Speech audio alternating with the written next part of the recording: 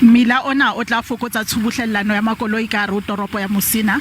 Bakganni ba tlang ho sebedisa mmila ona ba tla kgona ho fihla le dibohong la Bridge ntle le ho kena ka hara setsi sa mabenkele sa toropo ya Musina.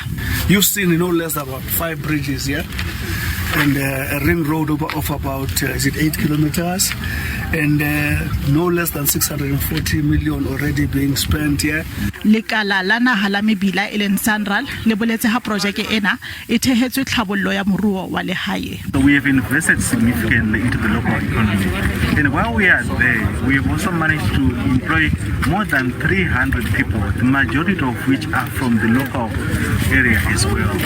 Mmuso wa naha o boletse ha ena e le engwe ya diprojeke tse mmalwa tse thetsweng ho ntlafatsa merero ya kgwebo madibohong. The next project that we are working on is a one-stop border post in Zimbabwe and South Africa, what we call Bridge, and the Sustainable Infrastructure Development Symposium. We announced that we're going to do the 6-lane border post, improve them to the tune of 6 billion rands. We have already raised 1.5 billion rands.